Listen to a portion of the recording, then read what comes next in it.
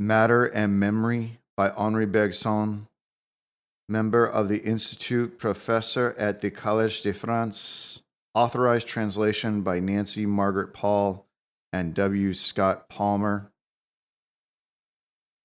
London, George Allen, Unlimited, New York, the Macmillan Company. First published January 1911. Translator's Note. This translation of Monsieur Bergson's Métier et Mémoire has been made from the fifth edition of 1908 and has had the great advantage of being revised in proof by the author. Monsieur Bergson has also written a new introduction for it, which supersedes that which accompanied the original work. The translators offer their sincere thanks to the author for his invaluable help in these matters, and for many suggestions made by him while the book was in manuscript. They beg leave to call the reader's attention to the fact that all the marginal notes are peculiar to the English edition, and that although Monsieur Bergson has been good enough to revise them, he is not responsible for their insertion or character, since they form no part of his own plan for the book. NMPWSP. Introduction. This book affirms the reality of spirit and the reality of matter, and tries to determine the relationship of the one to the other by the study of a definite example, that of memory. It is then frankly dualistic, but on the other hand, it deals with body and mind in such a way as, we hope, to lessen greatly, if not to overcome, the theoretical difficulties which have always beset dualism and which cause it, though suggested by the immediate verdict of consciousness and adopted by common sense, to be held in small honor among philosophers. These difficulties are due, for the most part, to the conception now realistic, now idealistic, which philosophers have of matter. The aim of our first chapter is to show that realism and idealism both go too far, that it is a mistake to reduce matter to the perception which we have of it, a mistake also to make of it a thing able to produce in us perceptions, but in itself of another nature than they. Matter, in our view, is an aggregate of images, and by image we mean a certain existence which is more than that which the idealist calls a representation, but less than that which the realist calls a thing. An existence placed halfway between the thing and the representation. This conception of matter is simply that of common sense. It would greatly astonish a man unaware of the speculations of philosophy if we told him that the object before him, which he sees and touches, exists only in his mind, and for his mind, or even more generally, exists only for mind as Berkeley held. Such a man would always maintain that the object exists independently of the consciousness which perceives it. But on the other hand, we should astonish him quite as much by telling him that the object is entirely different from that which is perceived in it, that it has neither the color ascribed to it by the eye, nor the resistance found in it by the hand. The color, the resistance, are for him in the object. They are not states of our mind. They are part and parcel of an existence really independent of our own. For common sense, then, the object exists in itself, and on the other hand, the object is in itself pictorial, as we perceive it. Image it is, but a self-existing image. This is just the sense in which we use the word image in our first chapter. We place ourselves at the point of view of a mind unaware of the disputes between philosophers. Such a mind would naturally believe that matter exists just as it is perceived, and since it is perceived as an image, the mind would make of it, in itself, an image. In a word, we consider matter before the dissociation which idealism and realism have brought about between its existence and its appearance. No doubt it has become difficult to avoid this dissociation now that philosophers have made it. To forget it, however, is what we ask of the reader. If in the course of the first chapter objections arise in his mind against any of the views that we put forward, let him ask himself whether these objections do not imply his return to one or the other of the 2 points of view above which we urge him to rise. Philosophy made a great step forward on the day when Berkeley proved, as against the mechanical philosophers, that the secondary qualities of matter have at least as much reality as the primary qualities. His mistake lay in believing that for this, it was necessary to place matter within the mind and make it into a pure idea. Descartes, no doubt, had put matter too far from us when he made it one with geometrical extensity. But in order to bring it nearer to us, there was no need to go to the point of making it one with our own mind, because he did go as far as this. Berkeley was unable to account for the success of physics, and whereas Descartes had set up the mathematical relations between phenomena as their very essence, he was obliged to regard the mathematical order of the universe as a mere accident. So the Kantian criticism became necessary to show the reason of this mathematical order and to give back to our physics a solid foundation, a task in which, however, it succeeded only by limiting the range and value of our senses and of our understanding. The criticism of Kant on this point, at least, would have been unnecessary. The human mind, in this direction at least, would not have been led to limit its own range. Metaphysics would not have been sacrificed to physics. If philosophy had been content to leave matter halfway, between the place to which Descartes had driven it and that to which Berkeley drew it back, to leave it, in fact, where it is seen by common sense. There we shall try to see it ourselves. Our first chapter defines this way of looking at matter.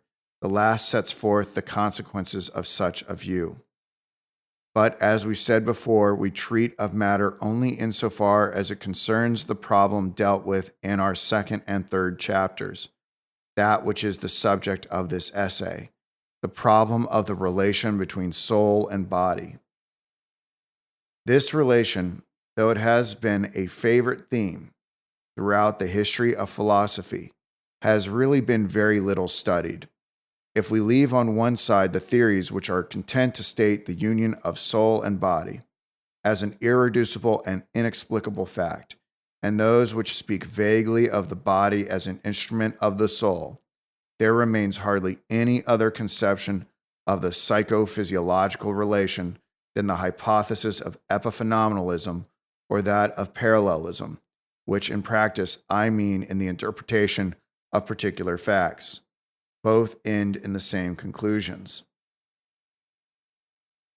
For whether indeed thought is regarded as a mere function of the brain and the state of consciousness as an epiphenomenon of the state of the brain, or whether mental states and brain states are held to be two versions in two different languages of one and the same original, in either case it is laid down that could we penetrate into the inside of a brain at work and behold the dance of the atoms which make up the cortex, and if, on the other hand, we possess the key to psychophysiology, we should know every detail of what is going on in the corresponding consciousness.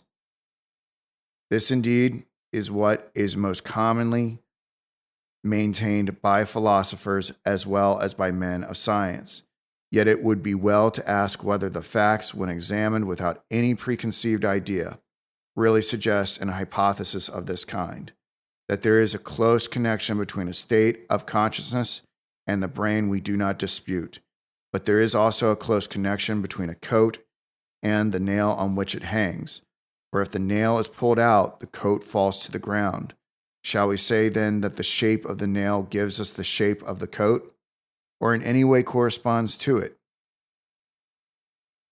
No more are we entitled to conclude because the physical fact is hung on to a cerebral state that there is any parallelism between the two series, psychical and physiological. When philosophy pleads that the theory of parallelism is borne out by the results of positive science, it enters upon an unmistakably vicious circle. For if science interprets connection, which is a fact, as signifying parallelism, which is an hypothesis, and an hypothesis to which it is difficult to attach an intelligible meaning, it does so consciously or unconsciously for reasons of a philosophic order. It is because science has been accustomed by a certain type of philosophy to believe that there is no hypothesis more probable, more in accordance with the interests of scientific inquiry. Now, as soon as we do, indeed, apply to positive facts for such information as may help us to solve the problem, we find it is with memory that we have to deal. This was to be expected because memory, we shall try to prove it in the course of this work, is just the intersection of mind and matter. But we may leave out the reason here. No one at any rate will deny that among all the facts capable of throwing light on the psychophysiological relation, those which concern memory, whether in the normal or in the pathological state, hold a privileged position. Not only is the evidence here extremely abundant, consider the enormous mass of observations collected in regard to the various kinds of aphasia, but nowhere else have anatomy, physiology, and psychology been able to lend each other such valuable aid. Anyone who approaches without preconceived idea and on the firm ground of facts, classical problem of the relations of soul and body, will soon see this problem as centering upon the subject of memory, and even more particularly upon the memory of words. It is from this quarter undoubtedly that will come the light which will illumine the obscure parts of the problem. The reader will see how we try to solve it. Speaking generally, the psychical state seems to us to be, in most cases, immensely wider than the cerebral state. I mean that the brain state indicates only a very small part of the mental state, that part which is capable of translating itself into movements of locomotion. Take a complex thought which unrolls itself in a chain of abstract reasoning. This thought is accompanied by images that are at least nascent, and these images themselves are not pictured in consciousness without some foreshadowing in the form of a sketch or a tendency of the movements by which these images would be acted or played in space. Would, that is to say, impress particular attitudes upon the body and set free all that they implicitly contain of spatial movement. Now, of all the thought which is unrolling, this, in our view, is what the cerebral state indicates at every moment. He who could penetrate into the interior of a brain and see what happens there would probably obtain full details of these sketched out or prepared movements. There is no proof that he would learn anything else. Were he endowed with a superhuman intellect, did he possess the key to psychophysiology, he would know no more of what is going on in the corresponding consciousness than we should know of a play from the comings and goings of the actors upon the stage. That is to say, the relation of the mental to the cerebral is not a constant any more than it is a simple relation. According to the nature of the play that is being acted, the movements of the players tell us more or less about it, nearly everything if it is a pantomime, next to nothing if it is a delicate comedy. Thus, our cerebral state contains more or less of our mental state in the measure that we reel off our psychic life into action or wind it up into pure knowledge. There are then, in short, diverse tones of mental life, or in other words, our psychic life may be lived at different heights now nearer to action, now further removed from it, according to the degree of our attention to life.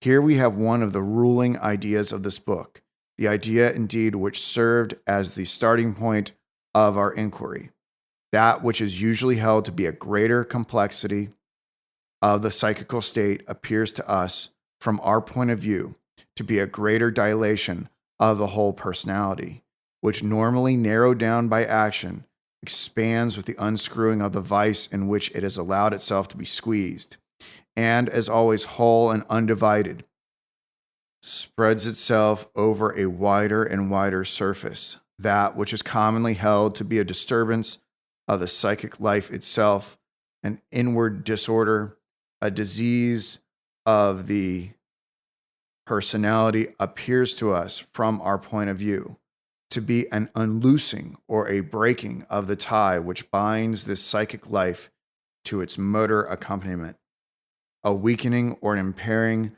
of our attention to outward life. This opinion, as also that which denies the localization of the memory images of words and explains aphasia quite otherwise than by such localization, was considered paradoxical at the date of the first publication of the present work, 1896. It will appear much less so now. The conception of aphasia, then classical, universally admitted, believed to be unshakable, has been considerably shaken in the last few years, chiefly by reasons of an anatomical order, but partly also by reasons of the same kind as those which we then advanced. And the profound and original study of neuroses made by Professor Pierre Genet has led him of late years to explain all psychasthenic forms of disease by these same considerations of psychic tension and of attention to reality, which were then presumed to be metaphysical. In truth, it was not altogether a mistake to call them by that name, without denying to psychology any more than to metaphysics the right to make itself into an independent science. We believe that each of these two sciences should set problems to the other and can, in a measure, help it to solve them. How should it be otherwise if psychology has for its object the study of the human mind, working for practical utility, and if metaphysics is but the same mind striving to transcend the conditions of useful action and to come back to itself as to a pure creative energy? Many problems which appear foreign to each other, as long as we are bound by the letter of the terms in which these two sciences state them, are seen to be very near akin and to be able to solve each other when we thus penetrate into their inner being. We little thought at the beginning of our inquiry that there could be any connection between the analytical study of memory and the question which are debated between realists and idealists, or between mechanists and dynamists, with regard to the existence or the essence of matter. Yet this connection is real. It is even intimate. And if we take it into account, a cardinal metaphysical problem is carried into the open field of observation, where it may be solved progressively, instead of forever giving rise to fresh disputes of the schools within the closed lists of pure dialectic. The complexity of some parts of the present work is due to the inevitable dovetailing of problems which result from approaching philosophy in such a way. But through this complexity, which is due to the complexity of reality itself, we believe that the reader will find his way if he keeps a fast hold on the two principles which we have used as a clue throughout our own researches. The first is that in psychological analysis, we must never forget the utilitarian character of our mental functions, which are essentially turned towards action. The second is that the habits formed in action find their way up to the sphere of speculation, where they create fictitious problems, and that metaphysics must begin by dispersing this artificial obscurity. H. Bergson, Paris, October 1910.